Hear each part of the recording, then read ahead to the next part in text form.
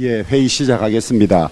오늘은 제가 언급할 내용들이 많아서 발언 시간이 조금 길어질 것 같습니다. 친더불어민주당 성향의 온라인 매체들이 결국 유족들의 동의 없이 이태원 참사 희생자들의 명단을 공개해버렸습니다. 유족들 다수가 명단 공개를 원치 않는다는 사실, 또 그것이 법에 위반된다는 사실을 뻔히 알면서도 이 매체들은 이런 폐륜적 행위를 했습니다. 결과적으로 그들은 수단과 방법을 가리지 않고 명단을 구해 공개해야 한다는 민주연구원 부원장의 주장을 충실히 이행했습니다. 명단 공개는 법률 위반이라는 점이 지속적으로 지적되어 왔는데도 공개를 강행한 것은 그들의 의도가 얼마나 악의적이고 치밀한지 잘 보여주고 있습니다. 희생자들의 존엄과 유족의 아픔은 조금도 헤아리지 않고 오직 자신들의 비뚤어진 정치적 목적을 달성하는 데만 혈안이 되어 있습니다.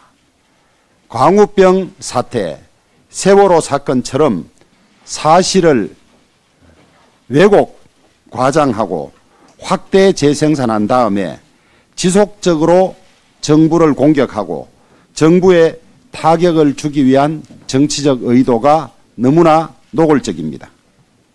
그들이 저지른 이러한 폐륜의 1차적인 목적은 온갖 범죄 의혹을 받고 있는 이재명 대표를 지키는 것입니다. 최후의 목적은 헌법과 법률에 따라서 또 국민들의 뜻에 따라서 당선된 윤석열 대통령을 선동과 폭민정치로 퇴진시키는 것입니다. 그들은 헌법과 법률을 의식적으로 무시한다는 점에서 반국가적이며 선거 결과를 무시한다는 점에서 반민주적입니다. 인간의 얼굴을 한 야만이라는 말조차 그들에게는 너무 관대합니다. 더불어민주당과 민주당을 따르는 이런 매체들에 대해서 국민들의 엄중한 심판이 있을 것입니다. 어제는 정신적으로 참 충격을 받았습니다. 대한성공회 신부가 대통령 전용기가 추락했으면 좋겠다. 또 천주교 대전교구 신부가 대통령 부부가 대통령 전용기에서 추락하는 이미지를 합성해 올린 사건이었습니다. 성직자인 신부들이 그랬다는 게 도저히 믿어지지 않습니다. 악담과 저주의 언어를 공공연히 드러내는 이들이 과연 성직자가 맞습니까? 더욱 우리를 놀라게 한 것은 시민들의 비판에 대한 그들의 대응 태도입니다. 어느 신부는 페이스북 사용 미숙으로 일기처럼 쓴 글이 전체에 공개되었다며 자기 행위에 대한 반성은 전혀 없었고, 또 한 신부는 비판 댓글에 대해서 반사라고 대꾸하면서 희생양을 찾고 있느냐고 답했습니다. 도저히 성직자라고 볼 수 없는 일반인도 이런 사람이 없을 것입니다. 이 신부들은 자신들의 비뚤어진 생각과 언행 때문에 성직자 전체를 모욕했고 영혼의 안식을 얻고 선한 사람이 되고자 하는 모든 신자들을 모욕했습니다. 종교인들이 사랑과 화해 대신에 정오와 반목을 부르짖는 사회는 깊이 병든 사회입니다. 극단적 분열의 정치가 소수 종교인들의 일탈에 한몫한 것이 아닌가 하는 생각에서 저도 자신을 되돌아보고 자성해 봅니다. 어제 더불어민주당 최고위원회에서 장모 최고위원이 영부인 김건희 여사의 해외 봉사활동 사진에 대해서 빈곤 포르노 촬영이라고 입에도 담기 싫은 말을 했습니다. 저는 이와 관련해서 굳이 김정숙 여사를 소환해서 더불어민주당의 이중성을 비판하고 싶지는 않습니다.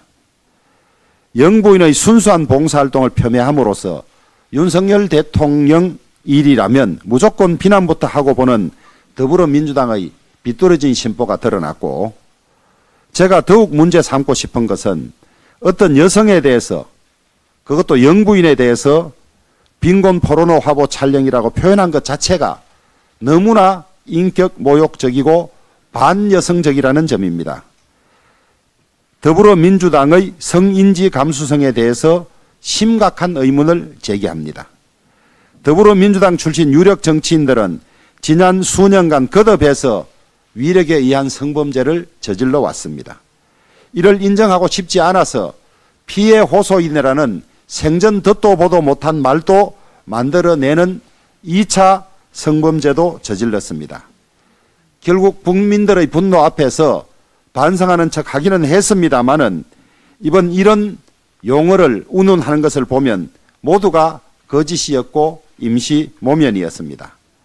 장경태 의원은 더불어민주당 여성 당원들 그리고 대한민국 모든 여성들과 국민들에게 공식적으로 사과하기 바랍니다.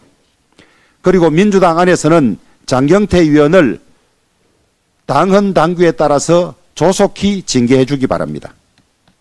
윤관 전 대법원장님께서 돌아가셨습니다. 도화신문에 그분이 얼마나 청렴하고 올곧은 법관이었으며 우리 법원을 얼마나 공정하고 엄정하게 이끌었는지 많이 보도되고 있습니다. 윤관 대법원장님의 명복을 빌고 판사들의 사표가 되신 훌륭하신 점을 다시 한번 기억하고 추모합니다. 이에 반해서 김명수 현 대법원장은 해도 너무한 정도로 김명수 대법원장이 되신 것이 아니라 대한민국 대법원장의 수준이 김명수 수준으로 떨어졌다는 그런 한탄이 나오는 법원을 운영하고 있습니다. 우리 당에서 김명수 대법원장의 행태에 관해서 이미 백서까지 내고 비판을 했기 때문에 이 자리에서 다시 되풀이하지는 않겠습니다마는 최근 라인펀드 사건의 주범인 김봉현 회장이 남부지법 결심 공판을 앞두고 위치 추적 장치를 끊고 달아난 사태에 대해서 법원이 너무 심했고 이 점에 관한 법원 내부의 감사와 엄격한 재발 방지 대책이 필요하다는 점을 말씀드립니다. 5개월간의 도피 행각 후에 체포되었는데도 불과 2달 뒤에 보석으로 그해 7월에 보석으로 석방시켜 주었고 연루된 사람은 모두 구속되어 있는데 주범만 풀려나는 그런 상황이었습니다. 검찰이 최근에 구속영장을 청구했지만은 법원이 기각을 했고 그가 중국 밀항을 준비했다는 진술까지 확보해서 청구했지만은 다시 가로막았습니다. 사후에 보석을 취소했을 뿐입니다. 모든 것이 정상적이지 않습니다. 그의 변호인이 재판장과 동문으로 함께 근무한 적이 있다는 이야기까지 나오면서 그런데 영향을 받아서 이렇게 계속 신병 처리가 이상했던 것이 아니냐는 지적이 나오고 있습니다. 라임 회장은 사태 관련자 가운데 정관계 로비와 기업 사냥, 횡령 등 가장 많은 의혹에 연루된 사람입니다. 반드시 신병을 확보해서 범죄의 전모를 밝혀야 할 뿐만 아니라 신병이 이렇게 허술히 관리되고 법원이 수차례 영장을 기각하고 보석 허가를 하고 보석 취소를 하지 않은 점에 대한 엄정한 감사가 있어야 할 걸로 봅니다. 이태원 희생자 유족의 동의도 받지 않고 기어이 희생자 명단을 공개하는 참극이 벌어졌습니다. 인권과 정의를 부르짖었던 사람들의 두 얼굴에 민낯입니다. 양해해달라는 한 문장 던져놓고 정치적 목적을 위한 패륜적 정치 행위를 떳떳하게 자행을 한 것입니다. 돌아가신 분들의 존엄성과 가족들의 아픈 마음도 정치적 이득 앞에는 고려의 대상이 아니었습니다. 그들에겐 오로지 정권 전복이 목표입니다. 이재명 대표를 구하기 위한 민주당은 사무총장 명의로 지역별로 천막 당사를 차리고 서명, 목표까지 제시하라는 지시까지 내려보냈습니다. 유가족의 동의도 없이 이름을 공개하고 길거리로 뛰쳐나가 할당된 목표를 채우는 서명운동이 진정한 추모입니까? 추모를 빙자한 계획된 정권 전복 운동입니다. 이미 민주당은 이태원 참사의 정치적 이득을 극대화하기 위한 계획이 이미 서 있었습니다. 참사 희생자의 전체 명단과 사진이 공개되는 것은 기본입니다. 이미 언론에 전체 면을 채웠어야 하는 상황인데 야당이 뭘 하고 있느냐는 따가운 질책에 답변이 궁색해집니다. 유가족과 접촉을 하든 모든 수단 방법을 동원해서라도 전체 희생자의 명단, 사진, 프로필을 확보해서 당 차원의 목표와 함께 추모 공간을 마련하는 것이 시급하다라는 문진석 의원의 문자가 이를 증명했습니다. 추모하기 위해 서명 목표를 채우는 것은 들어본 적이 없습니다. 120만 명 규모의 당원을 동원해 정략적인 쇼를 벌여 국민이 선택한 대통령과 정부를 흔들고 윤석열 정부를 전복하겠다는 의도를 분명히 한 반정부 투쟁이라고밖에 볼 수 없습니다. 안타까운 젊은이들의 희생을 범죄 혐의자 이재명 구하기에 이용하지 마시기 바랍니다. 민주당은 최소한의 공당입니다. 국민의 세금이 지원되는 정당입니다. 민주당은 민주적 헌정 질서에 의하여 선택된 대통령을 흔들겠다는 저열한 정치 그만두시기 바랍니다. 국민이 용서하지 않을 것입니다. 민주당이 다수를 앞세워 정부 예산안에 대한 유례없는 독단과 폭주를 자행하고 있습니다. 민주당은 윤석열 정부 예산은 한 푼도 통과시킬 수 없다고 하고 있습니다. 예산안에는 있지도 않은 지역사랑 상품권 발행 예산은 7천억 가까이 증액을 하고 경찰국 신설 예산은 전액 삭감을 했습니다.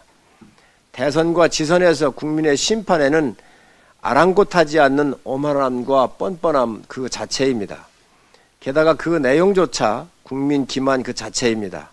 민주당이 사활을 걸고 있는 지역화폐 예산은 지역 내에서 사용되므로 지자체 예산으로 운영하면 되는 사업입니다. 코로나로 인한 정부의 한시적 지원을 정상화시키는 것을 정부가 지역화폐를 막고 있는 듯 호도를 하고 있습니다. 오히려 정부는 전통시장 활성화를 위해 온누리 상품권 발행을 확대하고 소상공인 지원 예산을 대폭 확대하는 등 소상공인에게 희망을 줄 수 있도록 예산을 마련을 했습니다.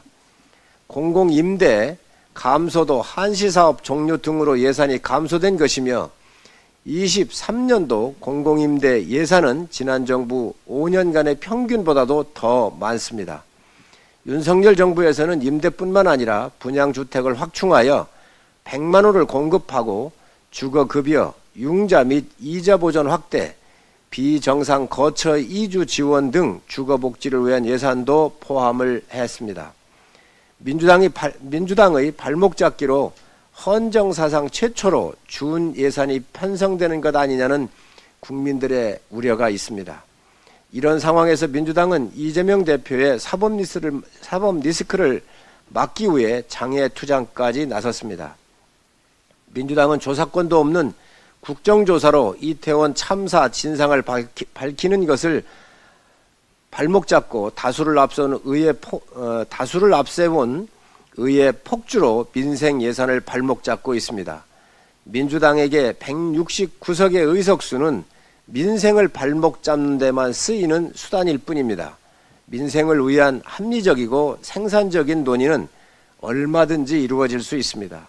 민주당은 정상적인 역할을 스스로 거부하지 말고 국민을 위한 정당의 모습을 보여주시기 바랍니다. 예, 이태원 사고 특위를 맡고 있는 이만희 위원입니다. 어제 이태원 참사로 인한 희생자 155명의 명단이 유가족의 동의 없이 일방적으로 공개되는 패륜적 행태가 벌어졌습니다. 공개는 친야 성향의 단체인 민들레를 비롯하여 더 탐사라는 언론 매체를 통해서 보도가 되었습니다만 그 과정들을 살펴보면 그 배후에는 더불어민주당과 이재명 대표 측의 관여가 있다는 의혹을 지울 수 없습니다. 아시다시피 지난 7일 행안위 행정안전위원회 전체 회의에서 민주연구원 부원장이라는 사람이 민주당의 전략기획본부장을 맡고 있는 문진석 의원에게 문자 메시지를 보냈습니다. 보낸 문자 메시지가 언론에 공개되었습니다. 내용은 다 아시다시피 수단 방법을 가리지 않고 전체 희생자의 명단을 파악해서 공개해야 된다는 주장이었습니다. 당일 본인의 부인에도 불구하고 9일 더불어민주당의 최고위에서 이재명 대표가 희생자의 이름과 영정 공개 등의 필요성을 주장하고 그 5일 만에 희생자의 명단이 공개되었습니다. 이 모든 것이 우연이 아니라 또 시민단체나 일부 언론의 독자적인 행위라기보다는 더불어민주당과의 깊은 소통 하에 이러한 행태가 이루어지지 않았냐는 의혹을 지울 수 없습니다. 이태원 참사와 희생자를 정략적으로 이용하려는 더불어민주당 일부 시민단체 등의 행위에 대해서 참으로 개탄스러움을 금할 수 없으며 결코 이를 좌시하지 않을 것임을 분명히 말씀을 드립니다.